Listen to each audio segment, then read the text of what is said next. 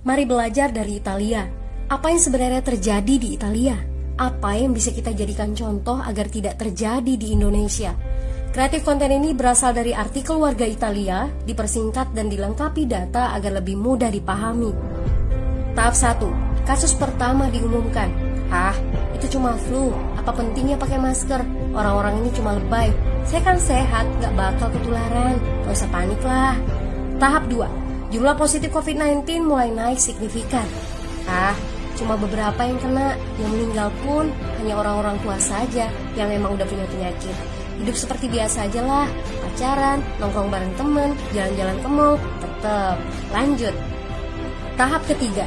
Jumlah kasus meningkat dengan cepat, berlipat ganda dalam 1 hari. Tingkat kematian pun bertambah. 7 Maret, lebih dari 5.000 kasus positif COVID-19. Zona merah diberlakukan di Italia.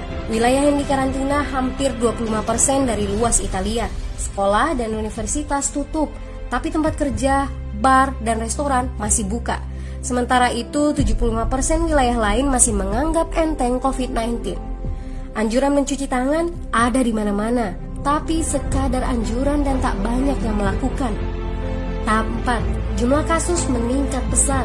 Sekolah dan universitas ditutup selama sebulan. Darurat nasional pun diberlakukan. Rumah sakit menambah kapasitas, seluruh kamar dibersihkan untuk memberi ruang bagi pasien COVID-19.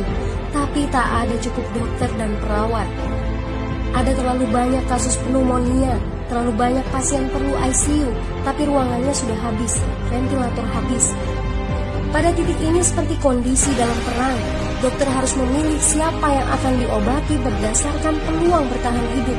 Itu berarti pasien lanjut usia dan punya penyakit bawaan seperti hipertensi, diabetes, stroke tidak masuk prioritas karena tidak ada lagi ruang. Sistem layanan kesehatan seketika runtuh.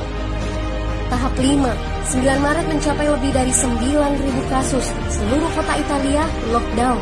Orang-orang bisa pergi hanya untuk keperluan darurat dan dalam pengawasan ketat. Semua bisnis masih dibuka karena jika tidak, ekonomi akan runtuh. Itu kebijakan pemerintah. Mulai ada ketakutan, orang-orang mulai memakai masker dan sarung tangan. Tapi tetap saja, ada anak-anak yang merasa jagoan, masih ingin uji nyali. Pergi ke restoran rame-rame, hangout bareng, minum-minum dan lain sebagainya. Tahap 6. 2 hari kemudian pemerintah Italia berubah pikiran. Semua bisnis harus tutup. Bar, restoran, pusat perbelanjaan, semua jenis toko, kecuali supermarket dan apotek. Penyebabnya, karena dalam sehari yang positif bertambah lebih dari 2.000 kasus. Penduduk yang mau keluar rumah harus mendapat surat izin. Surat izin ini didapatkan dari pos pemeriksaan polisi yang disebar di berbagai lingkungan. Yang melanggar bisa kena denda 3,3 juta rupiah.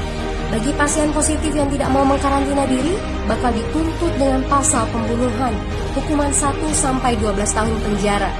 21 Maret jumlah korban meninggal di Italia terus meningkat melampaui Cina. Sebagai gambaran, luas Italia itu kurang lebih 2 kali Pulau Jawa. Penduduknya lebih dari 60 juta jiwa. Lalu apa yang harus kita pelajari dari Italia? Yuk, mulai dari diri sendiri, mulai dari di rumah aja. Jaga kebersihan lalu isolasi diri dan keluarga. Tidak keluar rumah kecuali sangat penting. Ini saatnya memulai solidaritas. Yang mampu harus mulai membantu yang tidak mampu. Ini adalah bentuk usaha dan doa kita semua. Semoga badai corona ini segera berlalu. Mari memulai kekompakan dengan membagikan informasi ini. Di rumah aja, mari belajar dari Italia.